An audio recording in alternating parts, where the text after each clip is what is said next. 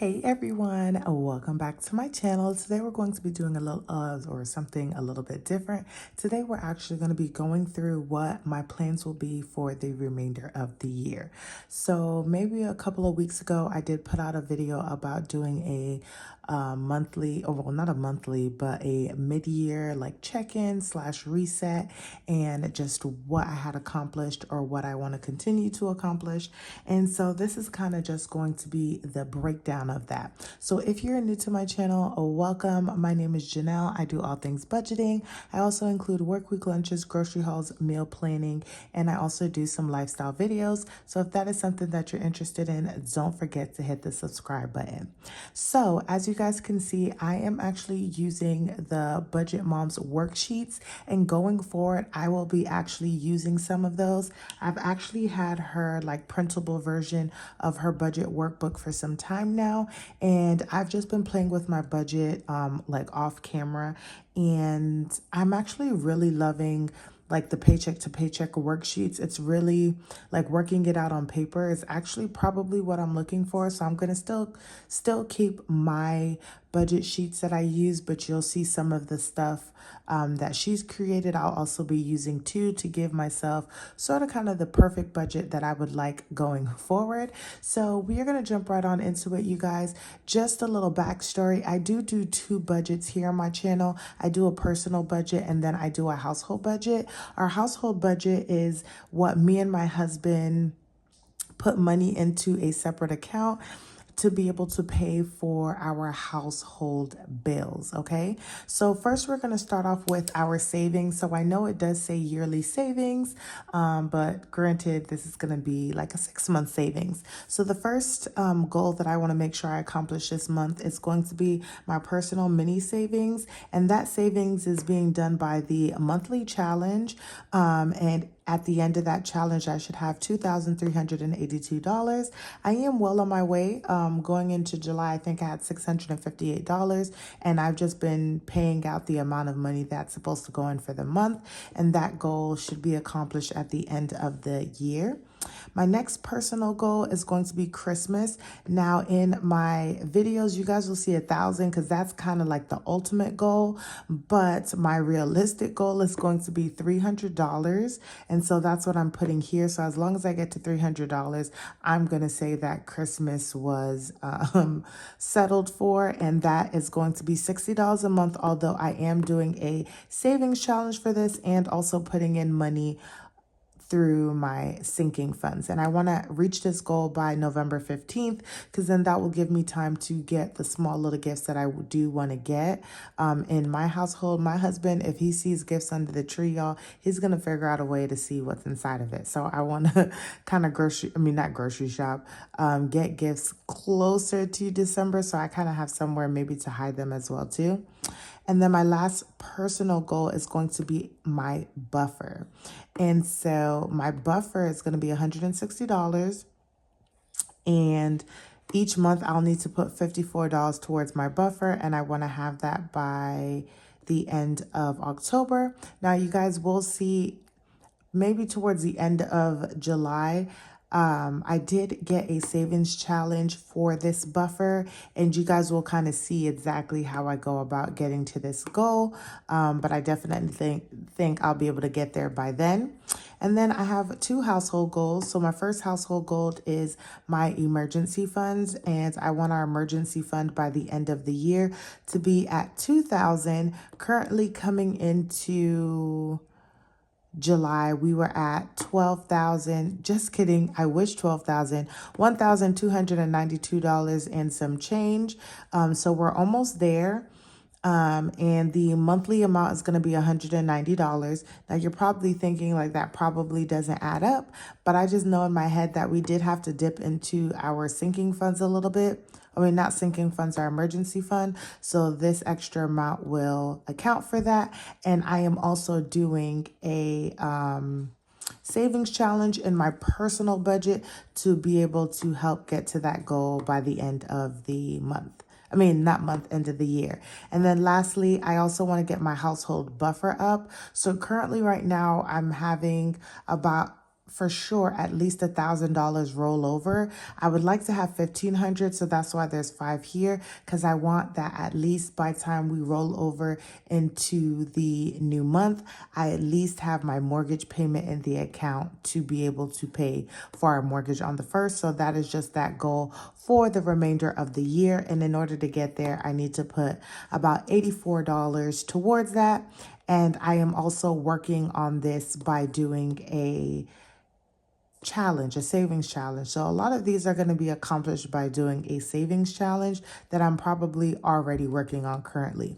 But these are going to be our 5 goals that I have that I want to accomplish by the end of the year. I think these are sort of my more important kind of goals. I know Christmas sounds like it's not important, but it's like my second favorite holiday, and it's something me and my husband do on a yearly basis. So this is just where we are with those.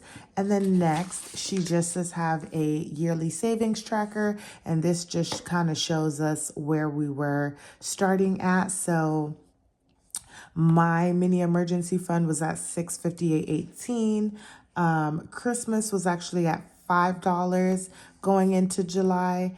My buffer is at 0. Emergency fund started off at $1292.41, and then the buffer for the household is at 25. And like I said, you guys, I think pretty much all of these are done in savings challenges that I'm doing out of my personal budget. Okay. And then next is going to be my bill tracker. And this is just kind of showing me all the bills that every month I know that I have to pay for. And then where the flexibility comes in for my variable income. So for personal, I have my AT&T bill at $186.01, my Acorns at $3. The lowest amount of money that I can transfer over, or that I would transfer over, is $500 to my household account. Netflix is at $21.64. Daycare is at $4.50. Ashley One is at $96, and the rest of these are debt, you guys. So these are the things I'm working to pay off. Ashley's 2 is at $50, and I'm hoping at the end of July that will be paid off. Then we have my Great Lakes. I'm currently not paying on it, but I'm estimating that it'll be around $60 once I have to start paying for it in October if they don't make any changes. And then lastly is my auto loan. I am paying $626, even though it has gone down in my monthly payments. And total, I have $1,992.65 worth of bills that I know I must pay each month. Everything else is going to be variable. For my household, we have my mortgage at $1,495.92. Electric, I'm budgeting around $160. However, we've been having some extreme hot weather here in Texas, so I may go over for maybe just about another month and a half. But then after that, my electric bill should be within that range. So I'm not going to budget on the top end because that's not normally it's not normally what I would be paying.